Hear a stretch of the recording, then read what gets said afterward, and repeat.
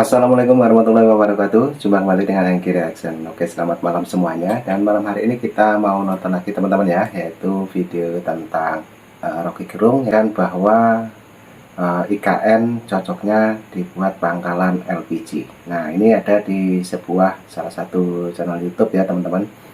Ada judul seperti itu, dan kita penasaran apa ucapan ataupun statement dari Rocky Gerung teman-teman mengenai IKN. Oke, kita siapkan dulu, dan untuk videonya langsung kita tonton. Nah, ini Satu waktu saya ngobrol dengan seorang menteri yang bertanggung jawab terhadap IKN. Dia bilang begini, Rok, ini Jokowi minta progress report. Terus lu ngapain?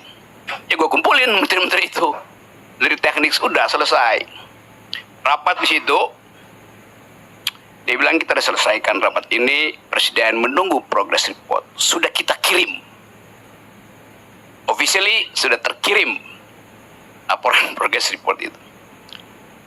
Dia bilang, sudah tanya sama peserta rapat, kita udah kirim ya formalnya.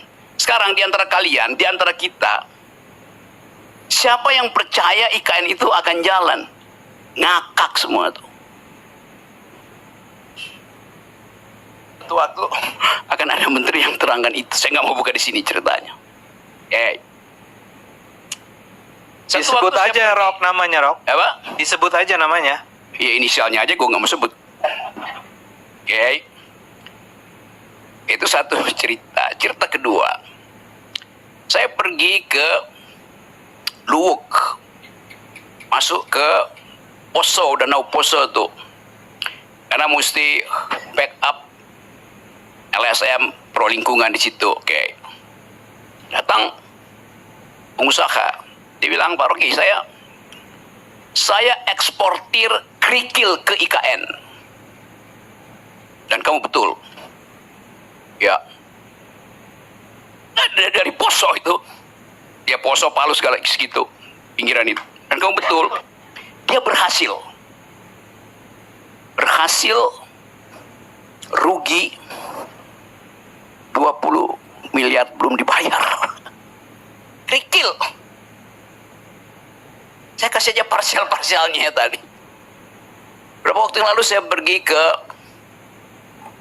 Taman Bunga Nasional di Malang, Batu Malang. Taman bunga yang bagus betul, peninggalan Belanda. Kepala desa bilang begini ke saya, kami mensuplai semua bunga ke IKN. Diambil dari Batu Malang rupanya, bunganya bagus-bagus. Apa masalahnya, Pak? Sampai sekarang kami nggak dibayar. Taman bunga itu, kebun bunga itu dimiliki oleh 15.000 rakyat dalam bentuk koperasi. Ditipu. Jadi kalau saya bertanya misalnya, IKN itu simbol apa sebetulnya? Satu-satunya simbol yang ada dalam sejarah manusia, ambisi yang kemudian berantakan adalah Babilonia Tower. Tower of Babel itu. Kita tahu di dalam cerita itu, pertanyaannya, apakah menara Babilonia itu runtuh karena kedunguan?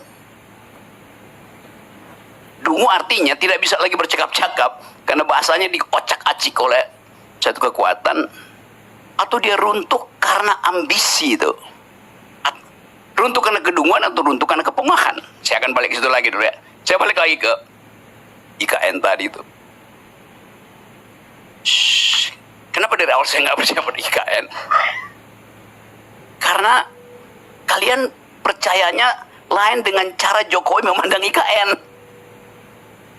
Andrinov menerangkan bahwa demi rasionalitas spasial mesti ada IKN. Oh ya, bagus.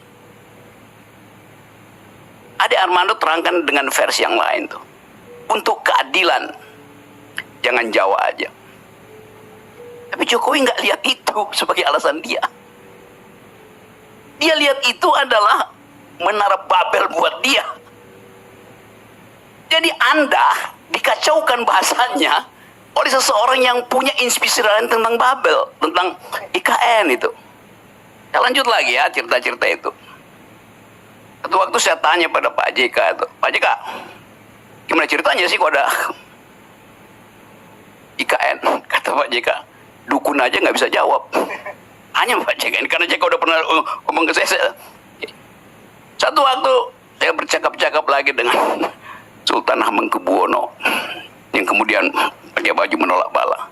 Dia nggak ngerti apa yang ada di situ selain cerita mistik. Jadi yang Anda sebut rasional itu bagi Jokowi bukan itu yang dia maksud.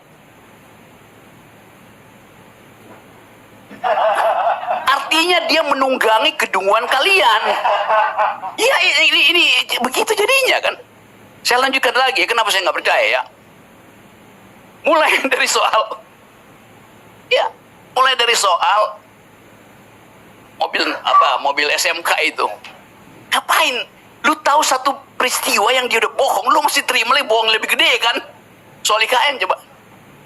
Sebelum soal SMK itu ada soal pemindahan waktu Pak Jokowi masih wali kota yang terus-menerus didampingi oleh Andrinov.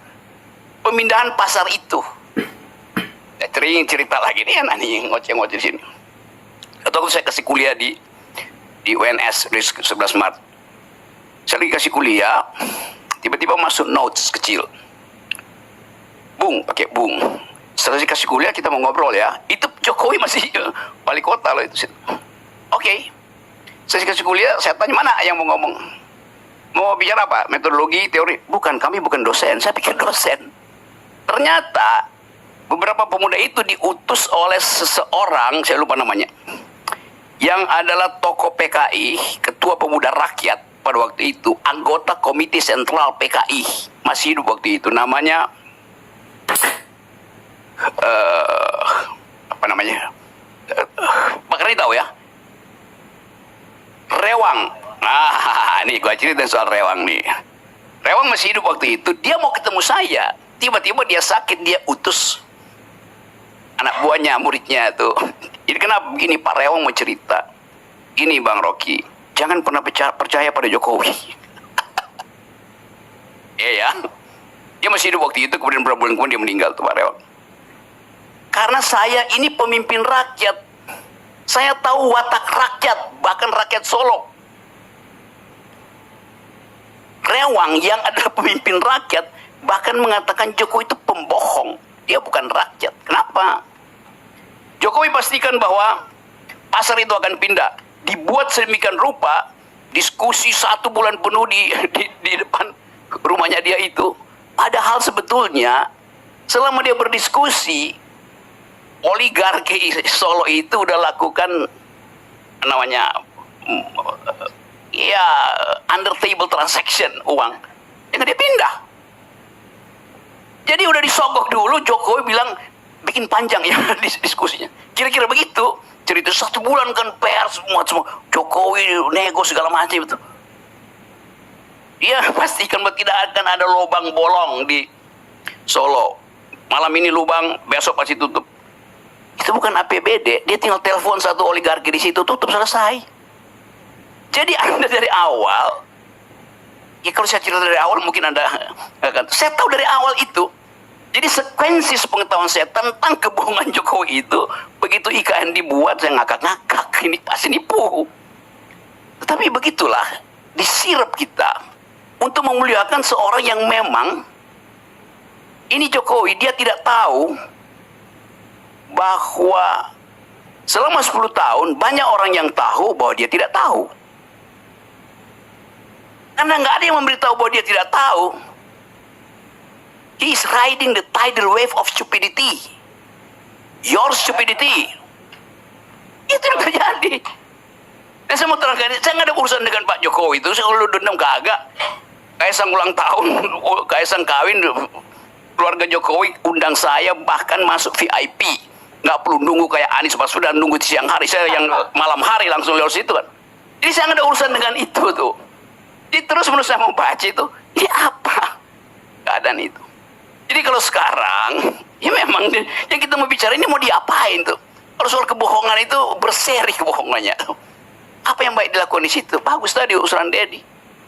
Supaya dia konsisten, tulis surat pada Pak Prabowo, saya minta dengan sangat Pak Prabowo, tolonglah ada satu kamar khusus yang dibuat di situ.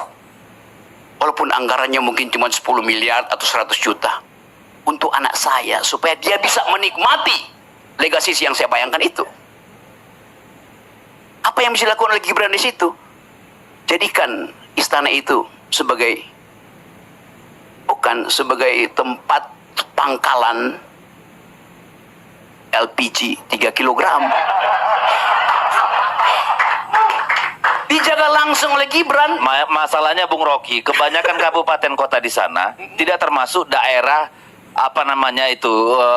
konversi. Jadi malah mereka nggak nikmati tuh walaupun dari sana gasnya. Kita ingin supaya Prabowo bikin kepres yang khusus untuk menyenangkan Jokowi. Junto anaknya itu. Kenapa begitu? Pak Gibran sendiri bilang ada masalah, lapor Wapres. Kan udah ada kota besar lapor Wapres. Jadi coba kita lengkapkan kedunguan ini. Nah, oke teman-teman, itulah obrolan dari Rocky Gerung teman-teman, yang dimana selalu menyinggung tentang IKN. Dan menurut Rocky Gerung baru saja diucapkan ataupun disebutkan oleh Rocky Gerung bahwa IKN itu cocoknya buat pangkalan gas LPG 3 kg katanya. Nah, bagaimana menurut teman-teman semuanya yang menonton? Nah, silahkan komentar di kolom komentar saya. Oke, jadi itu tadi ya statement Rocky Gerung yang sangat menghina sekali dengan adanya pembangunan IKN yang saat ini masih dikerjakan. Oke, ambil hikmahnya dan salam sehat, salam buat keluarga. Assalamualaikum warahmatullahi wabarakatuh. Sampai jumpa. Thank you.